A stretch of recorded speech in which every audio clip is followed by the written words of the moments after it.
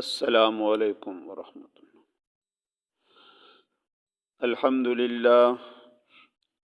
لله نحمده ونستعينه ونستغفره ونؤمن به ونتوكل عليه ونعوذ بالله من شرور أنفسنا ومن سيئات أعمالنا. من يهده الله فلا مضل له ومن يضلله فلا هادي له. ونشهد أن لا إله إلا الله وحده لا شريك له.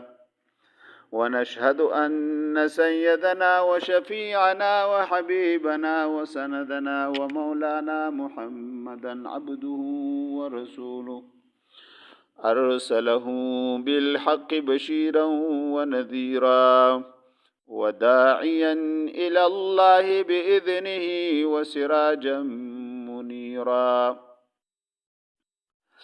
أما بعد فأعوذ بالله من الشيطان الرجيم.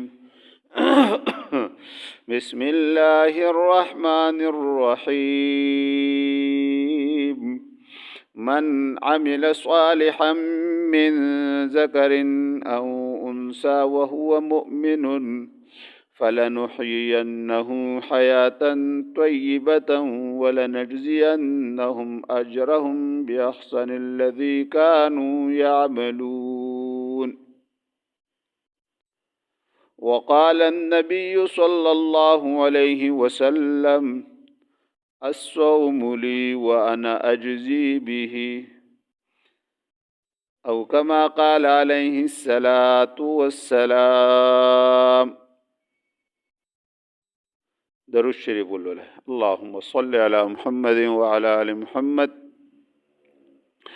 كما صليت على إبراهيم وعلى آل إبراهيم إنك حميد مجيد. اللهم بارك على محمد وعلى آل محمد كما باركت على إبراهيم وعلى آل إبراهيم إنك حميد مجيد.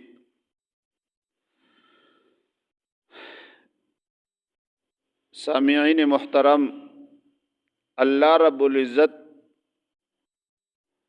مونږ ټولو ته د رمضان المبارک د روزو نیولو توفیق راکړو. بیا یې په رمضان المبارک کې د تراویح کولو توفیق راکړو، د قرآن پاک د تلاوت کولو توفیق راکړو، او دغه شانتي د نوافلو توفیق مونږ لراکړو. الله رب العزت فرمائی: من عمل صالحا من ذکر او انثى وهو مؤمن.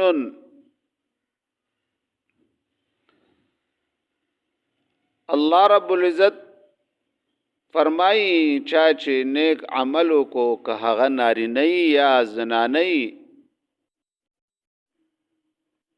فلنحيينه حیاتا طیبه، مونږ بدل ورکو خپل زندگی بدل ورکو. یعنی الله تعالی په دې آیات کې فرمایي چې چا به دې باندې عمل وکړو نو د دې سره به د انسان زندگی به بدل شي. خبر مقصد دا د عزتمند مسلمانانو، انسان په دنیا کې عمل کی، نیک عمل کی، به خراب عمل کی، که نیک عمل کی د تبا د اجر او ثواب او اثر به د ترسي، بد عمل کی د سزا او د بدله به د انسان ته ملاویږي. نبی صلی الله علیه و آله وسلم فرمای چې الله رب العزت فرمای: الصوم لی وانا اجزی به. د انسان دا روزه زما د پاره ونیسله او د دې اجر به زور کوم.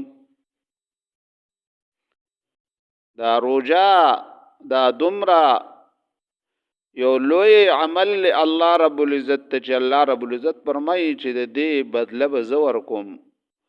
او بلا خوشخبری دا ده چې نبی صلی الله علیه و آله وسلم فرمایي وی روجدار با کله د جنت ته داخليږي نو دی با په باب الریان باندې به د جنت ته داخليږي. د ریان معنی ده خوب سیر کرنے والا چې سړی ځان خموړ کی خوس کی. زکه چې د انسان په دنیا کې لوګه او تندا په ځان تیر کړی ده نو الله رب العزت دې اوس په داسې دروازې سره جنت کې داخلول غواړي چې د انسان ته د آخره پورې د لوګي او تندې د انسان ته احساس هونشي. همیشه د پاره دته به د لوګي او د تندې احساس پنه کیږي. عزتمند مسلمانانو، نن زمون په دې محفل کې او نن په دې منبر باندې صرف مونږ دا خبره بیانو چې الله تعالی انسان ته د هغه د نیکو اعمالو بدله ورکي، لیکن اثر ته الله رب العزت په دنیا کې خي اجر او بدلا هغه لا په آخرت کې ورکي او اثر ته په دنیا کې هي. اثر نه نشانه ته ویل کیږي او اجر دا بدلی ته ویل کیږي. دغه شانته انسان گناه کی نو د دې گناه اثر دی په دنیا کې مخصوصي د باندې کیږي هغه اثر، لیکن د دې بدلا او د دې سزا هغه به الله رب العزت د ته په آخرت کې ورکی. الله رب العزت فرمای اتل ما اوحي اليك من الكتاب واقم الصلاه ان الصلاه تنهى عن الفحشاء والمنکر. الله رب العزت فرمای تم مسکوا ما اوحي اليك من الكتاب واقم الصلاه، تم مسکوا مز ادا کوا، ان الصلاه تنهى عن الفحشاء. کله چې انسان مسکین او الله رب العزت دا انسان د ګناهونو نه دی بچکی په خپل دی ویني. په 28مه سپاره کې الله رب العزت فرمایي ان الصلاه تنهى عن الفحشاء والمنکر. الله رب العزت په خپل فرمایي چې دی ودا موز بده د دې بدو کارونو نه منکی، لیکن یو سړی راشي او هغه وی چې امام صاحب زه خو موس کومه لیکن ما موس د ګناهونو نه منکی، نو د خیرانتیا خبره ده. الله رب العزت فرمایي چې دا انسان موس کی دی د ګناهونو نه منکی. د یو امام صاحب پس سړی منځو کو بیا ته د مانځنه پسو امام صاحب ما خو ستاب منځو کو خو لیکن ما موز د ګناهونو نه منکی.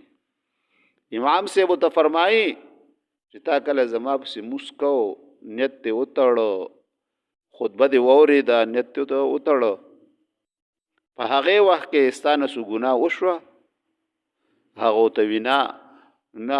امام صاحب ته فرمایي چې هم دغه د مانزه اثر دی او ممکنه ده چې الله رب العزت تا نورم دغه شانتی د ګناهونو نه وساتي. نو د الله رب العزت خبره هغه نشي دروغ کې دی. ومن اصدق من الله قیلا، څوک تی په خبرو کې په وینا کې رښتینی د الله تعالی نه. نو د الله رب العزت کلام دا نشي دروغ کې دی. عزتمند مسلمانانو او خصوصا د نوجوانانو د فاره دا خبره قابل غور ده، قابل د اوریدو ده. فرمایي چې کله یو بنده صرف دا سوچ کی چې زبا 15 وخته موز په پابندۍ سره به زه موس کوم، په رمضان المبارک کې به زه په پابندۍ سره 15 وخته موس کوم، دی دا سوچ کی او بیا دی د دې د فاره د خپل کپړو د صفایي د بدن د صفایي خیال ساتي نو ګوي الله رب العزت دغه انسان وسونو بیمارونه د ګناهونو نه چې کم دین وي دی محفوظ کو چې کله دی د ځان د صفایي د کپړو د صفایي دی د مانزه د پاره خیال ساتي یعنی ګویا چې الله رب العزت دغه انسان په سونو ګناهونو نه چې کم دین وي دی بچ کو نو کله چې انسان نیک اعمال کی خبر مقصد دا دی نو د دې اثر دی په دنیا کې د باندې مخصوصيږي او اجر هغه وته الله رب العزت په آخرت کې ورکی الله رب العزت فرمایي يمحق الله الربا ويربي الصدقات يمحق الله الربا ويربي الصدقات الله رب العزت يمحق الله الربا الله رب العزت د سود مال کمی ويربي الصدقات او د زکات مال یعنی د کم نه چې زکات ورکړي شي هغه مال سیوا کوي نو په ظاهر کې زکات ورکول سره مال مونږ کم مخصوصيږي لیکن الله رب العزت په دغه مال کې برکت پیدا کی په دغه مال کې برکت پیدا کی نو د الله رب العزت په دغه مال کې برکت پیدا کی نو گویا انسان نیک عمل کی کنه نو د دې هغه اثر د په دنیا کې مخصوص شي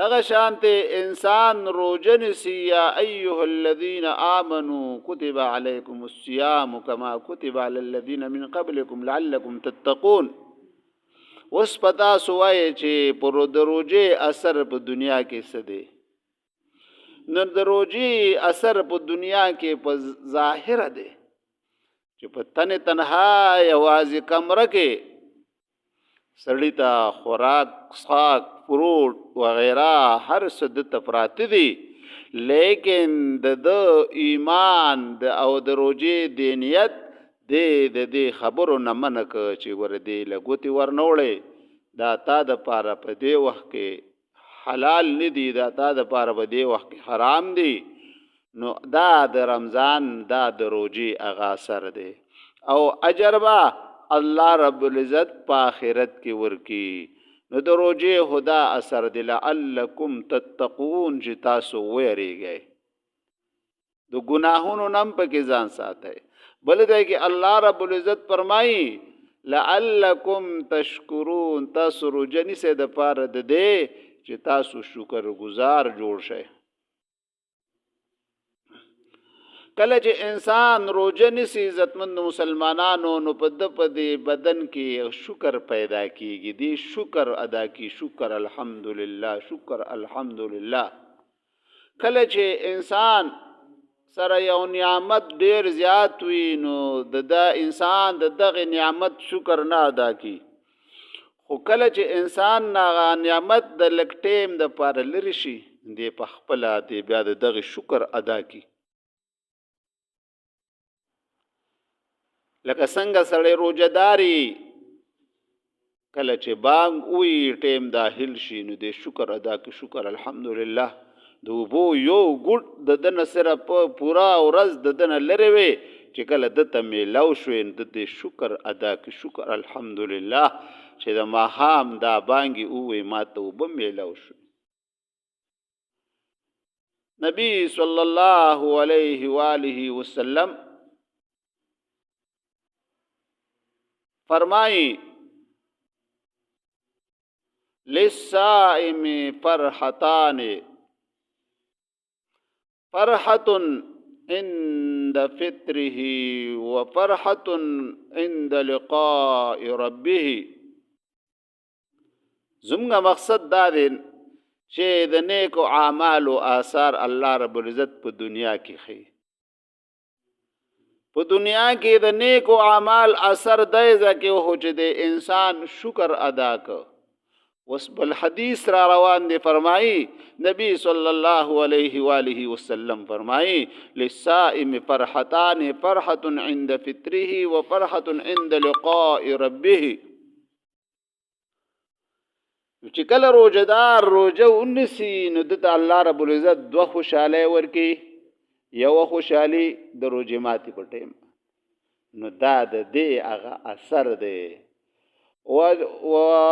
وفرحة عند لقاء ربه او یو به خوشحالي دتا په ورځ د قیامت چې کله د الله رب العزت سره ملاقات کی.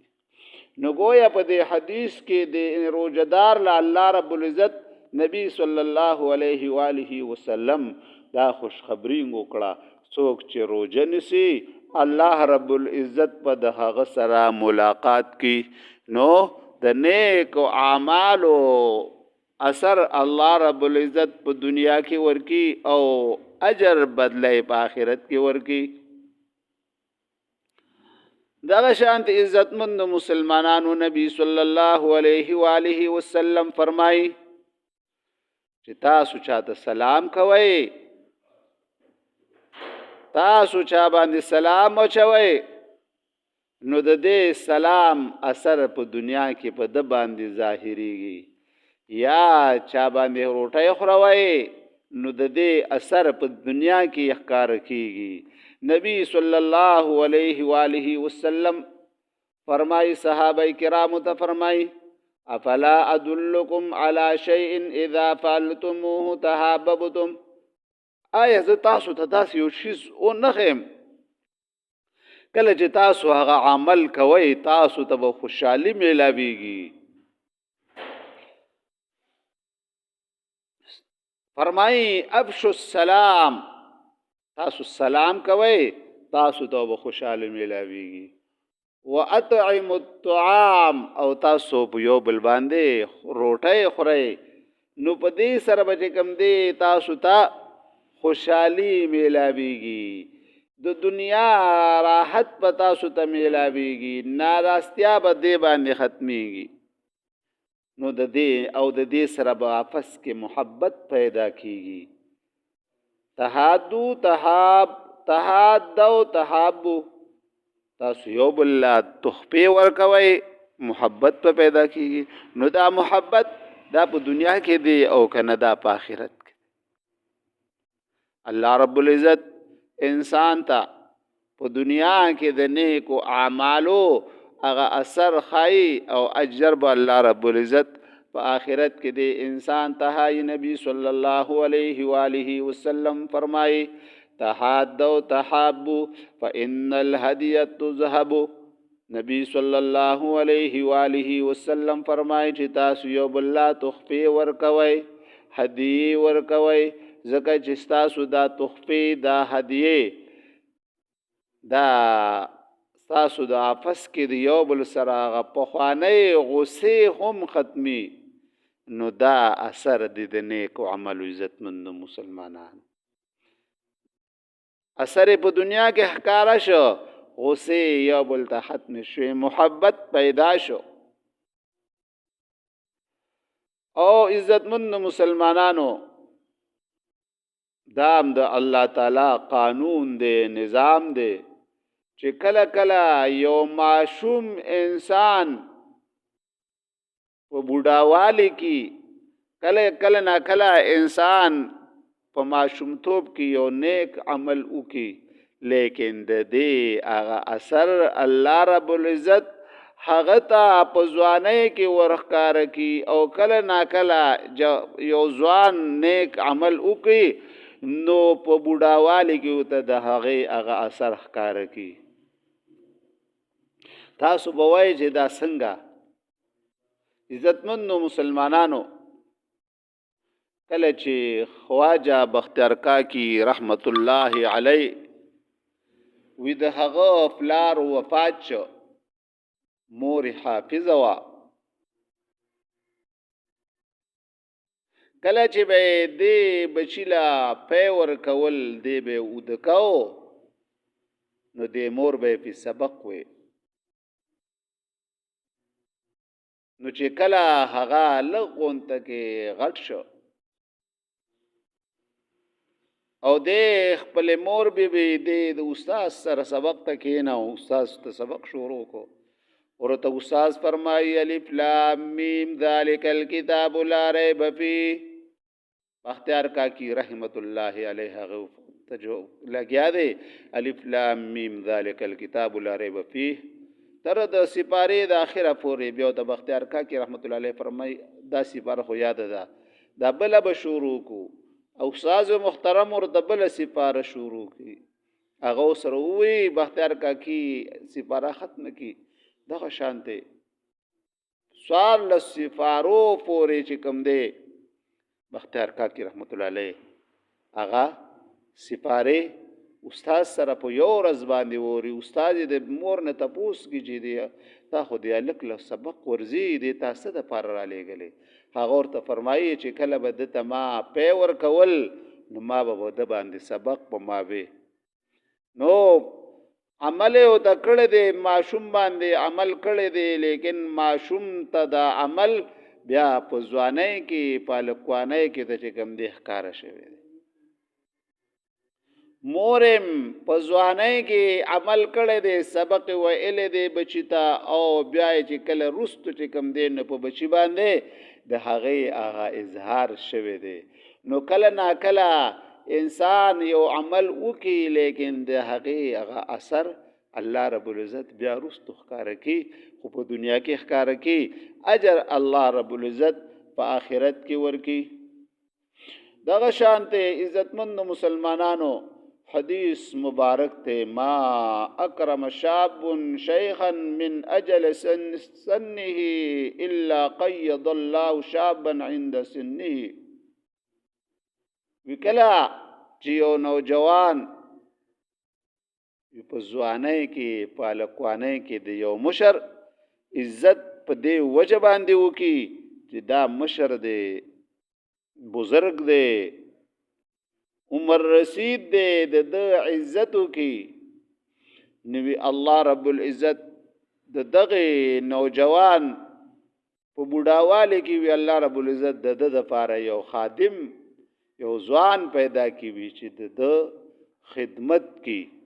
نو ځوان عمل کړي په ځوانۍ کې لیکن په بوډاواله کې ول الله رب العزت د هغې هغه اثر او خو عزتمند مسلمانانو خبره مقصد دا دی چې مونږه اعمال کو نو د اعمال سره د انسان هغه زندگی هغه بدلیږي. فلنحینه حیاتا طیبه ولنجزینهم اجرهم باحسن الذي كانوا يعملون. او بلا ضروری خبره ده نن انسان وی چې زما سره د مال وی زما په مال کې دی اضافه وشي زما په عمر کې دی اضافه وشي. نبی صلی الله علیه و آله وسلم د هغې طریقه ښودلې ده من احب ان یبسط له فی رزقه و ان ينسأ له فی اثره فلیصل رحمه. نبی صلی الله علیه و آله وسلم فرمایي یو سړی دا غواړي چې زما په عمر کې دی په رزق کې دی برکت پیدا شي فلیصل رحمه نو هغه د صله رحمي قایم کی یعنی توڑ دی نراولی جوړ دی پیدا کی. د حدیث سلک غور پکار دی. نبی صلی الله علیه و آله وسلم فرمای چې په عمر کې باندې برکت پیدا شي په رزق کې باندې برکت پیدا شي. نو آیا دا رزق کې برکت په عمر کې برکت دا اثر دی د دنیا او اجر به الله رب العزت د دې په آخرت کې ورکی. عزتمنو حدیث مقصد دا دی چې مونږ چې کوم دی په دې باندې مونږ عمل وکړو نیک اعمال سو کی د دې الله رب العزت په دغه انسان د زندگی به د انسان چې کوم دینو بدلی د لبه یو ډیر خپل ژوند بدل ورکی دنیا کې به د باندې د هغه اثرات کار کیږي فلنحینه حیاتا طیبا د لبه موږ یو ډیر خپل ژوند نو دا آخرت ته که دا دنیا ده دنیا کې بدل ژوند خور کی ولنجزینهم اجرهم باحسن